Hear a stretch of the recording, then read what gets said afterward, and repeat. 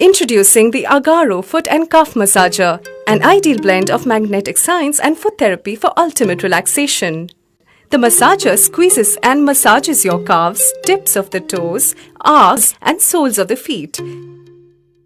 You can also recline the massager up to 45 degrees to make yourself comfortable. Place the massager on the floor. Connect one end of the power cable with the power socket and the other end with the main unit. Place your feet inside the massager.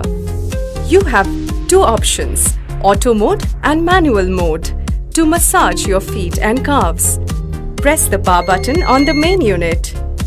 The massager starts on auto mode.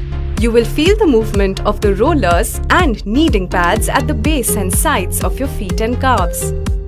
You can choose from the different preset pressure options P1, P2, P3 in the auto mode as per your need.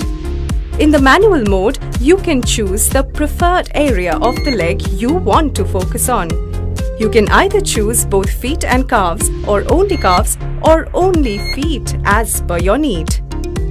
The massager automatically turns off after 15 minutes of operation, and at the end of this operation, you are bound to feel relaxed and quite refreshed.